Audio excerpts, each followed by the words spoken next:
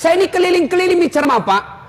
Itu di Malaysia jilbabnya ibu-ibu di sana segitiga saja kasih peniti satu selesai. Brunei juga begitu, di Filipina Selatan juga begitu, di Saudi juga begitu. Tapi begitu kita masuk di Indonesia, itu jilbabnya ibu-ibu, jilbab sakaratil maut. 3 lapis Pak, 3 lapis, kuning, biru, abu-abu. Ada lagi nak kasih miring-miring. 14 pentulnya, 17 cipi-cipinya. Ada kayak pohon-pohon di belakangnya sini Pak. Ya, dia pakailah itu roknya yang sempit, sudah naikkan lehernya dengan kayu.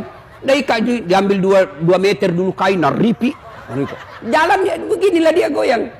Jalan dia bilang suaminya, buru-buru ke ibu, sebentar lagi Pak. Beleng-beleng.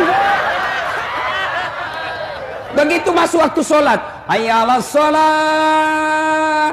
Datang suaminya, ibu, kau sudah haji itu, baru-baru kau pulang umroh. Habis uangku 25 juta untuk kasih umroh kok. Kau sudah mau asar ini, kau belum sholat duhur. Kau pergi sholat dulu. Sadar kok Pak. Justru saya sadar ini, kau suruh kau saya sholat. Sadar kok Pak. Saya sudah sadar kau suruh kau sholat ini. Kau ndak lihat ini jilbabku 1 jam dipakai. Semua ini. Ayo. Baik Pak. Demi Allah. Ada yang tanya, Ustaz, kenapa bisnisku berantakan? Kenapa rumah tanggaku kacau? Kenapa setiap urusanku selalu berantakan? Tidak sembahyang kau bos. Kalau kau tidak sholat jangan kau harap baik hidupmu. Tidak ada itu. Tuhan apa yang kasih susah hidupnya orang yang baik sholatnya? Tidak ada. Coba saya kasih contoh. Siapa yang punya dunia? Siapa? Allah. Bagaimana kau bisa miliki dunia kalau yang punya dunia kau tinggalkan? Ayo. Contoh lagi. Pak Wali Kota ada ajudannya. Ada toh? Pak Kapolres ada ajudannya. Coba kalau Kapolres atau Wali Kota panggil ajudan. Ajudan! Itu ajudan biar lagi baring-baring. Langsung lompat. Siapa? Nah buan jalan koteknya. Siapa perintah? Langsung. Siapa perintah Pak? Biar itu masih ada jalan kok. Siapa? Begitu takutnya itu sama Wali Kota.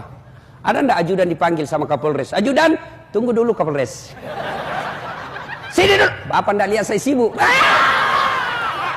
Jago mutu. Mana? Tapi Kapolres sebenarnya itu ada juga natakuti. Siapa? Istrinya. Mana ada polisi tidak takut sama istrinya? Nah bilang temanku sebenarnya itu polisi tidak takut sama istrinya Ustaz. Cuma ini istri suka melapor sama istrinya komandan. Dan komandan juga takut sama istrinya. Ayo, coba lihat. Manusia begitu takutnya sama wali kotanya. Begitu takutnya Kapolresnya dipanggil langsung lompat. Padahal bukan Kapolres yang kasih rezeki. Bukan wali kota yang kasih ujumur. Bukan wali kota yang kasih kesehatan. Bukan Kapolres yang kasih kalian nyawa. Allah. Lalu kenapa ketika Allah manggil kalian? Hayya 'alas shalah. Sini kau penghuni pasar. Sini kamu sholat, sholat, sholat. Kita berdoa, ya Allah murahkan rezekiku. Ya Allah bahagiakan keluargaku. Allah panggil, oke, saya jawab itu doamu. Sini kamu, hayya 'alal falah. Sini, saya kasih kau kemenangan.